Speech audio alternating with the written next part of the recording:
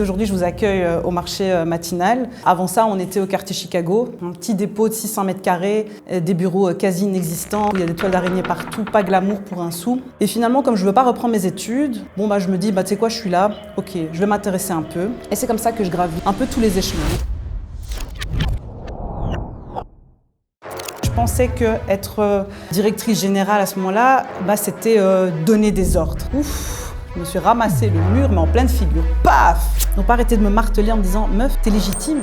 Oui, c'est l'entreprise de ton père. Mais regarde, d'où est parti ton papa? De là jusqu'où t'es arrivé ?» On m'a appris à mettre sur papier. Quand tu commences à écrire, tu dis « Purée, je suis complètement dingue ce que j'ai fait moi en 6 mois. » Et la jeunesse en Belgique, on est en train de retirer doucement les subsides pour les clubs de sport. C'est de nouveau remettre cette jeunesse à la rue. C'était l'aspect premier de Médine en forêt. C'était de les retirer de la rue. C'est triste que ce soit le privé qui le fasse.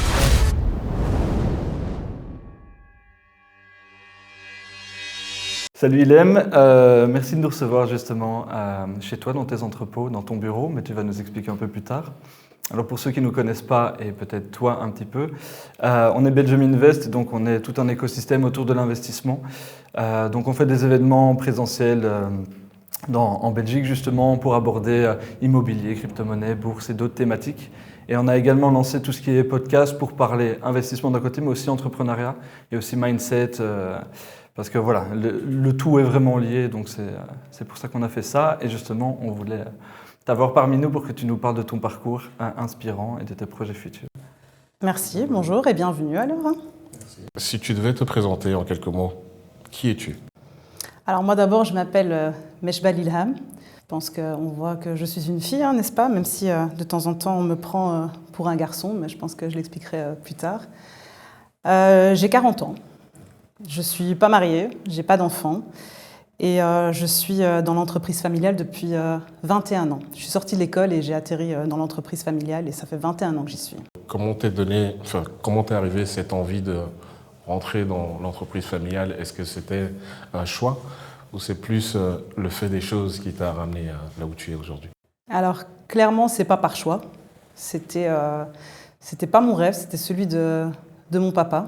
Cette entreprise, c'est son bébé. Et je pense que son rêve, c'était que un ou ses enfants reprennent l'entreprise. Du coup, ça part d'un truc tout bête. Moi, je finis les secondaires.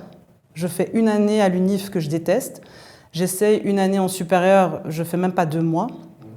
Et je demande à mes parents une année sabbatique. En gros, on m'a regardé, on m'a dit « Une année quoi ?» J'ai dit « Bon, ok, ça va, j'ai compris. » Donc, on m'a dit « non, tu vas passer l'année... ici dans l'entreprise, tu vas voir ce que c'est que le travail, ça va être sympa, tu vas voir, c'est cool. Je passe une année vraiment chaotique, ça me déplaît parce que ici aujourd'hui je vous accueille au marché matinal.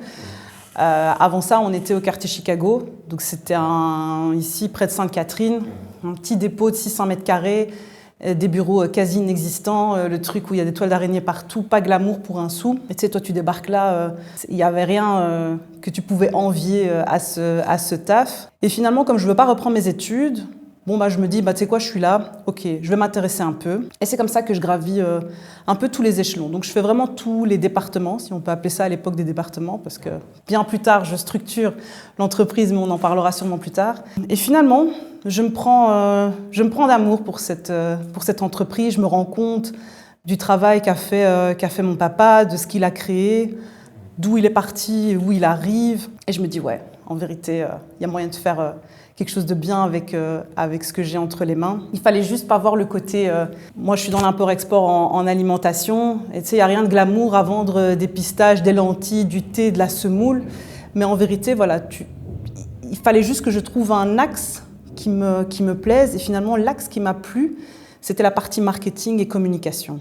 Donc moi, je déteste tout ce qui est commercial, mais bon, on est quand même là parce qu'on chapeaute un peu cette partie-là. Mais c'est vraiment la partie com et marketing qui m'attire. Et c'est ce qui fait que, allez, je me dis, ok, on y va. Et je m'investis à fond jusqu'à reprendre mes études finalement. Je repasse par la case études en cours du soir à l'EFEC. Et là, je fais une formation en marketing. Et ça passe comme une lettre à la poste parce que finalement, tu le vois plus comme des études. C'est tellement quelque chose qui te passionne que finalement, c'est vraiment, tu le vois comme une formation. Donc je fais ça, et puis ça ne m'empêche pas d'aujourd'hui de travailler quand même avec une agence de marketing digital qui est Digiface. Mais voilà, au moins, je travaille avec eux, je me professionnalise finalement avec eux, parce que je n'ai pas eu le temps, dans mon parcours professionnel, de pouvoir faire d'autres formations. Et comme vous savez, le digital avance tellement vite qu'il faudrait être formé toutes les 5 minutes. Je n'avais pas le temps pour faire ça, donc je travaille avec une agence. Mais voilà, c'est le pôle dans lequel je m'investis le plus. Mais clairement pas, pour répondre à ta question, c'était pas mon rêve de finir là-dedans, et je finis là-dedans un peu par dépit, et je me prends d'amour pour cette entreprise. Ton père a lancé ça avant que tu naisses ou quand tu étais jeune? Mon père lance ça quasi à ma naissance en fait. Donc, il travaillait déjà d'ailleurs dans les fruits et légumes ici au marché matinal, ça ne lui appartenait pas. Et au moment où j'arrive, il y a 40 ans, là il s'associe avec son cousin et c'est là qu'il crée son entreprise d'import-export en alimentation. Ok.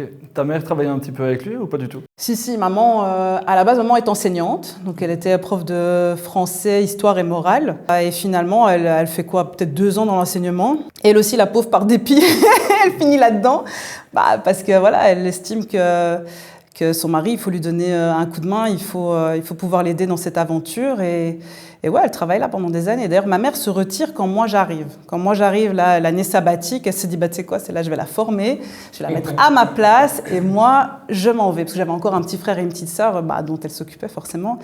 Et donc, c'est à ce moment-là qu'elle s'en va. Donc, il y a 21 ans, ma mère se retire doucement de l'entreprise. Pourquoi je demandais ça? C'est parce que du coup, tu as baigné dans l'entrepreneuriat depuis toute jeune. Ah oui, oui. Complètement. Complètement, ouais. Et hormis ça, tu aurais voulu justement faire de l'entrepreneuriat à ce moment-là ou non? Oui, mais bon, c'est bizarre ce que je vais dire, mais j'ai toujours eu un attrait pour tout ce qui était vestimentaire. Et d'ailleurs, plusieurs types de vestimentation. Et c'était vraiment là-dedans que je voulais finir. Et c'est comme ça qu'au final, mon père d'ailleurs, il me le disait souvent, vendre des pois chiches ou vendre des soutiens-gorge, c'est la même chose, c'est de la vente en fait. Bon, l'un est plus sexy que l'autre certainement, mais finalement, oui, si, je pense que j'ai toujours voulu finir, en tout cas dans le commerce. Ouais. Ok. T'as dit que tu avais des frères et sœurs? Oui, un petit frère et une petite sœur. Ils se sont lancés dedans aussi ou? Alors oui, ils m'ont rejoint dans l'aventure. Bon, il faut savoir que papa a créé 2 entreprises, celle-ci, Mia Trading, qui est dans l'agroalimentaire. Et à côté de ça, il a créé Meshbel et Fils, qui est une société immobilière. Okay. Donc ma sœur, elle s'est plus mise dans la partie immobilière, c'était ce qui l'attirait le plus. Et mon frère, lui, m'a rejoint ici dans la partie agroalimentaire. Comment c'est de travailler en famille déjà? Parce que ça, c'est vrai il y en a beaucoup à mon avis qui nous regardent et qui pour certains, c'est tout rose, pour d'autres, ça l'est pas du tout. De ton côté, comment ça a été? Comment ça l'est? Ton père s'est retiré définitivement maintenant? Écoute, oui, papa, en gros, je l'ai aidé à se retirer parce que tu penses bien que lui, se serait jamais retiré. Et en vrai, il s'est retiré officiellement, il est toujours là dans les parages, surtout dans une période comme celle-ci où on est en plein rush Ramadan. Il est là, tu le vois dans les couloirs, il s'intéresse, il va voir si tout le monde va bien, comment ça se passe. Mais en vrai, travailler en famille, c'est compliqué. Okay. C'est très compliqué. Mais c'est à toi à mettre des règles, en fait. Si tu arrives à poser les règles, eh ben, ça va te faciliter le truc. Sauf qu'au début, j'étais jeune, j'avais mon papa qui était bien à fleur de l'âge dans son entreprise qui était florissante. C'était très compliqué, j'avais une vision, il en avait une autre. J'avais bien compris que j'allais certainement pas faire accepter ma vision à ce moment-là.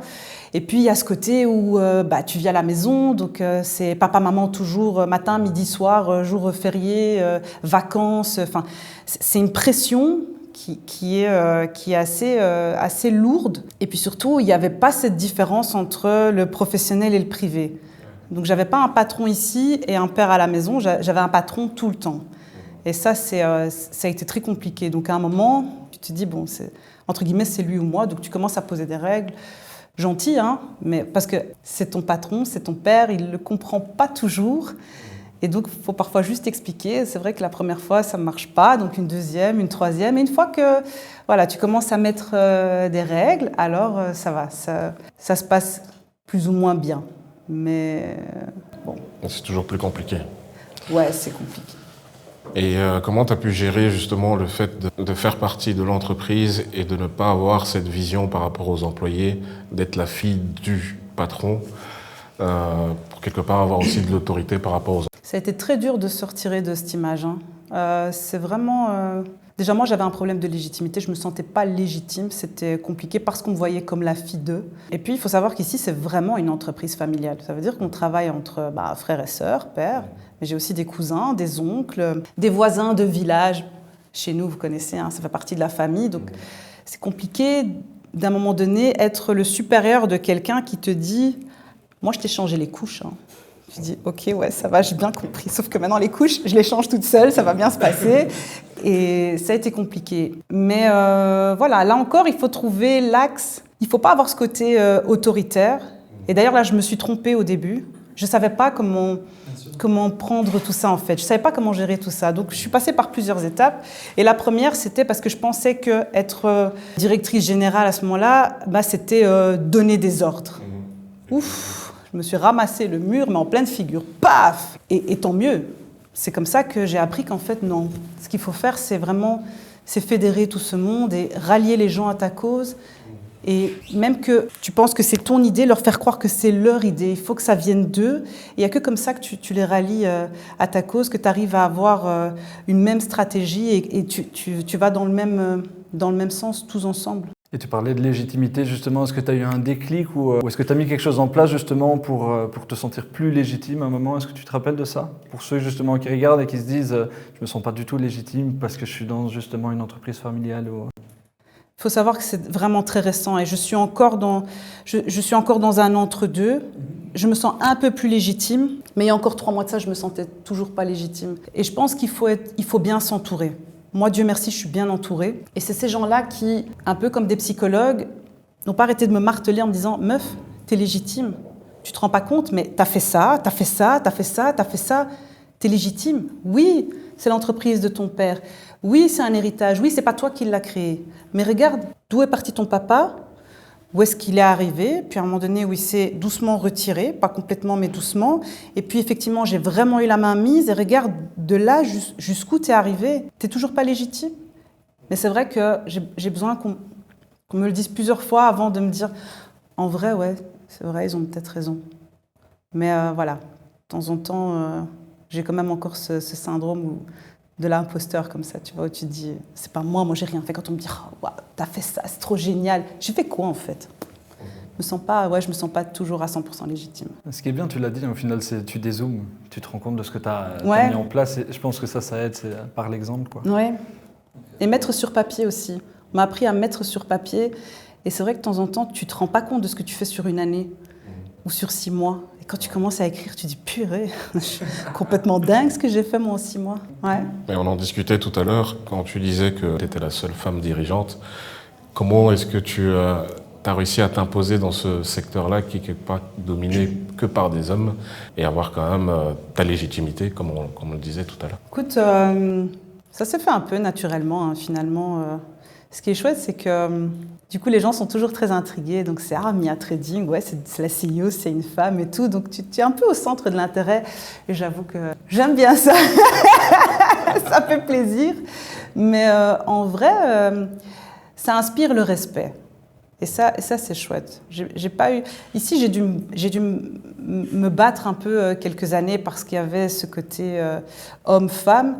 Mais voilà. Ça n'a pas duré très longtemps et il y a eu ce respect qui s'est instauré. Et puis mon papa m'a quand même un peu aidée, hein, parce que mon père, c'est quand même quelqu'un qui voulait que je prenne ma place. Et il a raison, il ne voulait pas venir et me dire, voilà, bonjour, ça c'est ma fille et elle va être directrice générale. Donc, comme je vous ai dit, je suis passée par 1000 étapes avant d'arriver là. Et cette place, j'ai été la chercher. Et j'avoue qu'il ne m'a pas toujours aidée. Il m'a beaucoup mis des bâtons dans les roues, mais c'était pour que je puisse m'affirmer et pouvoir dire un jour, ouais, cette place, je l'ai méritée. Je suis arrivée là et je l'ai méritée. Mais par rapport aux gens autour de moi, que ce soit ici au marché matinal ou dans mon secteur à travers l'Europe, j'ai pas trop de problèmes. Et puis, il ne faut pas oublier, la femme prend de plus en plus de place et il y a quand même de plus en plus de femmes CEO dans ce domaine-là. Donc, je me sens un peu moins seule depuis quelques années, donc ça va. Et si tu peux parler un peu des chiffres de la boîte, pas des chiffres financiers, mais en tout cas, il y a combien d'employés, comment... Écoute, Comment est Ici, structurée la société? On est parti de 5-6 employés il y a presque 35 ans de ça, ou 40 ans. Aujourd'hui, on est à peu près entre 27 et 30, tu sais, ça sort, ça rentre. On a effectivement un taux de testostérone qui est très élevé, donc on a beaucoup d'hommes ici. On est 4 meufs sur 25 mecs, donc voilà, c'est pas beaucoup.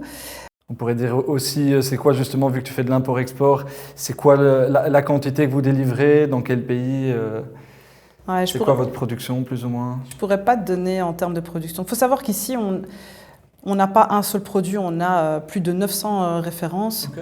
Donc on fait du thé, effectivement c'est notre produit phare avec la marque Bourasa, mais on fait de la semoule, on fait des dattes, fruits secs, légumes secs, des épices, de l'huile, des olives, et tout ça à chaque fois avec un nombre de gammes. Et c'est vrai que je ne peux pas te donner des chiffres comme ça, mais je peux te dire que grâce à Dieu, mon père n'a fait que grandir son chiffre d'affaires, Dieu merci encore une fois, n'a fait qu'augmenter avec les années. On n'a jamais connu une mauvaise année, ça a toujours été qu'en augmentant. C'est la raison pour laquelle d'ailleurs très bientôt on n'est plus ici au marché matinal.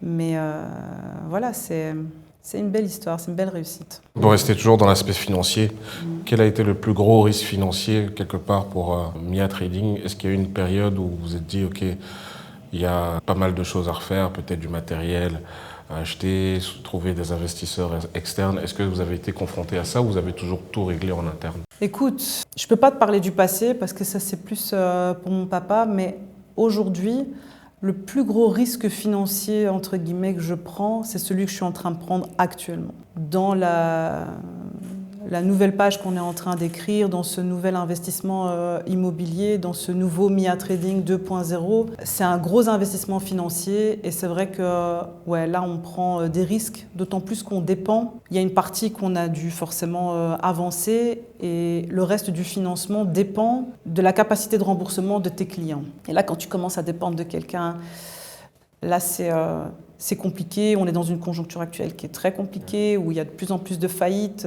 Tu as des clients qui malheureusement étaient là hier et ne sont plus là demain. Tu ne sais rien y faire, cet argent tu ne le reverras jamais. Et effectivement, on a compté sur ça pour finir cet investissement financier. Et je pense que vraiment, c'est le plus gros risque qu'on prend actuellement. Je n'avais pas envie de parler de ce projet, donc c'est resté en interne, mais vraiment... C'est un truc hyper restreint, ça veut dire que même nos employés ne connaissaient pas le projet. Et effectivement, je tombe sur une opportunité dans le sud de Bruxelles et je me dis ok, let's go. C'est vrai que tu es sur Bruxelles, tout ce qui est investissement sur Bruxelles, ça coûte cher, mais tu dis ok, vas-y, c'est le moment, fais-le. Et effectivement, ça va être un beau projet, hein. Donc on est sur presque du 8000 m². Il faut savoir qu'ici, on est sur 3500 m² et qu'on a démarré à 600 m². Donc, 600 m², puis 1500 ici, puis on a pris une annexe 3500 et puis maintenant presque 8000 m². Et surtout, ça faisait un moment qu'on voulait vraiment investir, faire un achat. Parce qu'ici, au marché matinal, c'est de la location. Et quand tu vois les prix des loyers à Bruxelles, que ce soit ici dans de l'industriel ou dans du résidentiel, c'est très cher. Et en fait, tu te dis, au final, c'est de l'argent, tu aurais investi dans un achat, tu aurais déjà fini de payer, quoi. C'est parce que toutes ces années, on n'avait pas les moyens. Quand mon père passe du quartier Chicago à ici, il n'avait pas les moyens de faire un achat.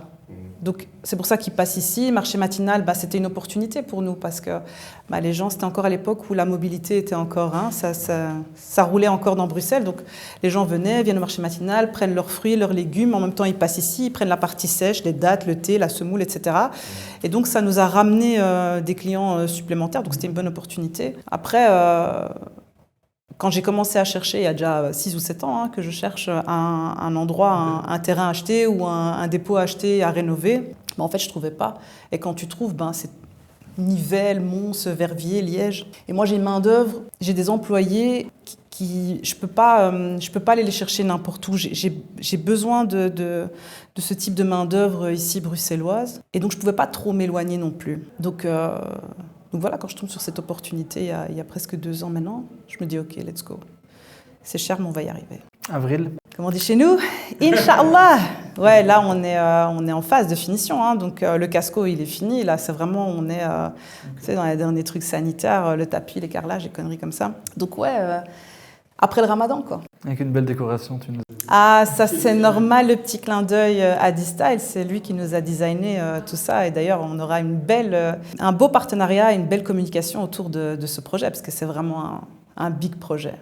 Les gens ne se rendent pas compte maintenant quand j'en discute vite fait à gauche à droite, mais je pense que les images parleront d'elles-mêmes quand on diffusera un peu toutes. Ouais, ça va être sympa. Et qu'est-ce que tu devrais dire à la Ilem, justement, qui a commencé dans ses débuts, qui est passée par toute cette étape-là, qui était peut-être pas confiante ou qui se disait « bon, je vais faire ça pendant 1 an pour voir », qui avait peut-être des doutes, et maintenant, justement, là où t'en es? Écoute, moi je pense, parce que quand j'étais plus jeune, j'étais quelqu'un qui voyait toujours à très long terme. J'étais une stressée qui avait des plannings, des agendas. Bon, tu me diras, j'en ai toujours, c'est pas ça, mais je voyais toujours très loin dans le futur. Et avec le temps, j'aimerais lui dire, tu sais quoi, va dormir. Déjà, si tu te réveilles demain matin, c'est déjà bien. Et attends de voir ce qui va te tomber dessus pendant la journée. Parce que ça a été ça ces 20 dernières années. C'est que je me suis réveillée le matin et je me suis retrouvée face à des opportunités formidables. J'ai rencontré des gens formidables tout au long de mon parcours.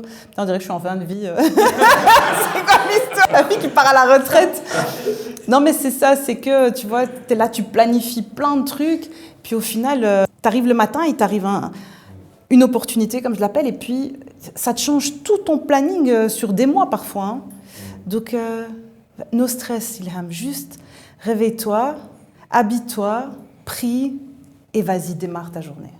Tu verras. Et si tu devais donner un conseil à une personne, justement un jeune qui est dans la même situation que toi qu'il l'était, donc il y a une entreprise familiale et elle a la possibilité de reprendre, qu'est-ce que tu conseillerais? C'est quoi? Reprends-la et modélise-la à ton image en fait. C'est juste ça. Ne suis pas forcément, et c'est là que je disais tout à l'heure aussi, le choc des générations. Tu ne pourras pas faire ce que tes parents ont fait. Tu vas la changer, l'entreprise, à ton image. Et alors, je sais que c'est rien à voir, vous allez me dire, mais pourquoi elle dit ça? Mais surtout, fais-toi suivre. Tu n'es pas un coach de vie, je ne suis pas très fan des coachs de vie, mais fais-toi suivre par un psychologue. On dit toujours, mon père d'ailleurs, il les appelle les dingologues. Mais la vérité, j'ai été suivie plusieurs fois par ma psy, à des moments différents. Et ça m'a beaucoup aidée. Parce qu'on ne se rend pas compte, mais il faut être entouré. Déjà, il faut avoir de bonnes personnes autour de soi. C'est pas évident. Mais vraiment, le suivi psychologique est important. Et je trouve surtout quand tu reprends une entreprise familiale et que la famille est encore là. Parce que quand tu la reprends et qu'eux sont sortis, c'est plus facile. Ok, ça devient ton entreprise, tu la modélises et vas-y, tu y vas, t'avances. Mais quand vraiment on travaille en famille, franchement, c'est compliqué de travailler en famille. Donc, être suivi, avoir quelqu'un, une écoute, des conseils, franchement, ça aide énormément. Je suis un peu, c'est mon regret de ne pas avoir été suivie plus tôt. Ouais. Okay. C'est bizarre ce que je dis, mais, non, mais c'est bien. Mais c'est un vrai conseil. Justement, si ça peut inspirer plus d'un. Et justement, le fait que tu aies repris maintenant, tu vois ça vraiment comme une pression ou plutôt comme une motivation de se dire, parce que j'imagine qu'à ta place, comme tu l'as dit, il y a ton père qui a créé ça depuis de nombreuses années, toute la famille travaille dessus, cousins et autres. Tu te dis qu'il y a quand même beaucoup de pression sur tes épaules, mais tu le vis comment? Ouais, c'est dur. C'est pour ça que je te dis, le suivi psychologique est important. Il y a beaucoup de pression. Tu as peur de l'échec, tu as peur de foirer. Tu te dis, attends, ton père, ça fait des années, il est là-dedans. Le chiffre d'affaires augmente. Tu as peur qu'un jour, tu vois, il y ait une petite baisse comme ça de régime et que tu te dises, ah, non, pas ça. C'est stressant. Et puis, comme je disais aussi tout à l'heure, tu sais, quand tu dépends de clients, d'entreprises dans cette conjoncture actuelle où tu ne sais pas si est-ce que ça va aller, ça ne va pas aller, est-ce qu'il va payer, il ne va pas payer. Enfin, tu vois, c'est compliqué, c'est hyper stressant, vraiment. Et c'est là qu'on en revient à ton conseil de tantôt, c'est un jour après l'autre. Ouais, voilà, vraiment. Parce que sinon, tu perds vite pied. Donc, tu verras bien. Réveille-toi seulement. Bon conseil. Ouais. Je voulais juste aborder, juste expliquer peut-être l'histoire du thé Braza, comment c'est venu, comment vous avez lancé la marque, parce que quelque part aujourd'hui, vous êtes quelque part à toutes les tables des familles. C'est vrai. Écoute, c'est une belle histoire. Je pense que mon père la racontera beaucoup mieux que moi parce que c'est pas mon histoire. Mais mon père, à un moment, quand il démarre dans cette entreprise, enfin quand il démarre son entreprise, il se rend compte que un produit essentiel pour la communauté belgo-marocaine, enfin marocaine d'origine, c'est le thé. Donc pour lui, c'est normal de créer une marque de thé. Mais tu sais, c'est pour ça que je te dis l'histoire, je ne pourrais pas aussi bien te la raconter, mais j'imagine mon père à une époque où le digital n'est pas ce qu'il est aujourd'hui, où tu sais, tu n'as même pas de GSM, hein. Il faut vous dire qu'on a encore des téléphones, on est encore au fax et des choses comme ça. Le mec, il part jusqu'en Chine. La Chine, mon père, il ne parle pas un mot d'anglais déjà. Tu vois, et finalement, ils se retrouvent avec des fournisseurs qui, eux, parlent français. T'imagines, des Chinois qui parlent français, c'est un truc de fou. D'ailleurs, mes 3 fournisseurs chinois actuels, les 3 parlent français. J'ai toujours trouvé ça formidable. Bref, pour l'anecdote. Et voilà, il crée cette marque, il l'importe ici en Belgique, il la diffuse en Europe. Ça marche parce que le thé, ça se boit et il fait partie des premiers à avoir créé une marque de thé ici en Europe. Bon, après, maintenant, aujourd'hui, les magasins sont remplis. Tu as compris que les autres sont arrivés, on fait la même chose. Et c'est très bien, il y en a pour tout le monde. Nous, on partage, il n'y a pas de souci. Et effectivement, comme c'est une vieille marque, entre guillemets, qui a plus de 30 ans, elle était partout. Et moi, mon travail, quand je suis arrivée, c'était de moderniser un peu la marque, de faire en sorte qu'elle soit toujours là, que ce soit toujours un produit vintage. Mais entre-temps, on a créé d'autres gammes. D'ailleurs, on a créé une spéciale pour les 30 ans avec des tableaux comme Van Gogh, la Mona Lisa, etc. Et tu vois, pour parler à un autre public, mais tout en gardant notre ancien packaging qui est celui que tout le monde connaît et que tout le monde a chez soi. Ouais. Je savais pas que ça venait de Chine. Mais il y en a beaucoup, hein. Il y a des gens qui pensent que ça vient du Maroc, Ouais. mais non, ça vient de Chine. Tout est fait en Chine. Jusqu'au packaging, quand ça arrive ici, c'est produit fini. Ouais. Tu vois, je t'ai appris quelque chose. Et du coup, maintenant, si tu veux, on peut parler sport, parce que je pense que tu as mis les pieds dedans, mais déjà, tu vas nous expliquer, enfin, les pieds en plus, on est dedans, mais pourquoi ce secteur et qu'est-ce que tu fais? Enfin, voilà, si tu peux un peu expliquer. Alors, c'est toujours une question d'héritage, tu vois. C'est mon père qui démarre tout ça. Mais effectivement, on parraine, on est mécène finalement d'une ASBL à Forêt qui s'appelle Médina Forêt et qui s'occupe de jeunes sur la commune de Forêt à travers des activités dont le futsal. Plein d'autres activités, dont le futsal. Et donc on parraine cette association depuis une vingtaine d'années maintenant. Et il y a 3 ans, ils fusionnent avec 4 clubs à l'époque. Ils font une fusion pour créer un big club de futsal sur Bruxelles. Et comme c'est une demande d'autres clubs vers Médina, donc Médina parvient à négocier le fait qu'on garde le nom Bourasa, on ne veut rien savoir, donc ça devient le Bourasa Futsal Team Brussels. Et forcément, comme on parraine l'ASBL Médina, on parraine un peu aussi cette équipe-là. Et puis l'année passée, je ne sais pas comment, pourquoi, on vient et on me dit, voilà, on aimerait que tu deviennes la présidente du club. Il faut savoir que j'allais voir tous les matchs depuis 3 ans. Okay. Moi qui déteste le foot ou le futsal, c'est 2 sports qui ne sont pas du tout mes passions. Mais quand tu supportes une équipe qui s'appelle en plus Bourasa, tu peux que être passionné. Donc finalement, voilà. Donc on me propose la présidence au mois de mai et je l'accepte. Donc je rentre dans ce projet, mais vraiment là au cœur même du club. Et c'est du pur bonheur, j'avoue. C'est très sympa. Je suis la seule présidente d'un club de futsal en première division élite en Belgique. Sympa, hein? C'est original, ouais. Super sympa. Non, mais c'est très bien, oui. Comme tu dis, il en faut. Et c'est vrai que, déjà, pour, comme tu dis, import-export, le milieu n'était pas très entouré justement de femmes. Et là, justement, c'est bien de changer un petit peu les codes, comme on dit. Ouais. Est-ce que tu as eu... Parce que certains, justement, ont un peu des mentors, des personnes qui... non, j'avoue que la seule personne qui a été mon modèle, ça a été mon père. Il faut comprendre que vraiment, ces 20 dernières années, la vie se passe ici chez Mia Trading. On se moque souvent de moi, on me dit qu'il ne manque plus qu'un lit et un salon, c'est bon, tu peux dormir là.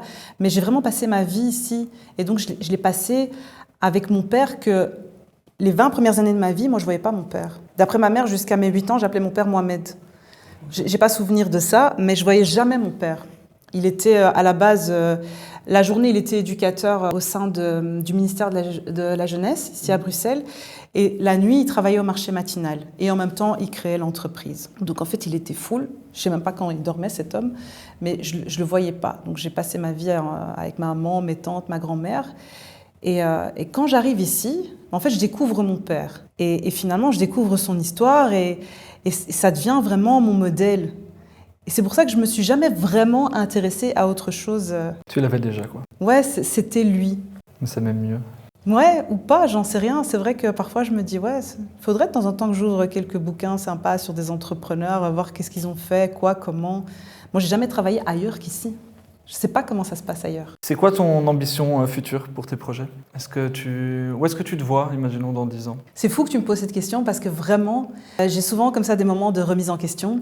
Eh ben, je suis en plein dedans depuis quelques mois. Et vraiment, comme je te dis, avec tout ce qui se passe ici en Belgique, eh ben, je me pose sincèrement la question et je me demande où je serai dans 10 ans. Qu'est-ce que je vais faire dans 10 ans? Est-ce que je suis encore en Belgique? Est-ce que je suis ailleurs? Au point même que, maintenant, je me suis dit, est-ce que j'ai pas fait une bêtise en faisant cet investissement ici à Bruxelles? Donc, c'est dingue, tu vois, c'est ce que je te dis. Tu peux faire des plans comme ça à long terme et il suffit d'un truc ponctuel pour que ça change toute ta vision. Tu m'aurais posé la question il y a 6 mois, je t'aurais dit dans 10 ans. Ah, ça y est, CEO, bien, la nouvelle entreprise, Drogenboss, enfin Sint-Petersleeuw, nouveau projet. Et là, je me dis, je serai où dans 10 ans? J'en ai aucune idée. J'allais te demander, tu as des réponses déjà à cette question? Non. Même vague, mais... Non, parce que je pense que je suis vraiment maintenant dans cette philosophie de on verra. Ok. Est-ce que je serai encore là dans 10 ans? Je te le souhaite. J'espère, mais j'en sais rien. J'ai plus envie de me projeter.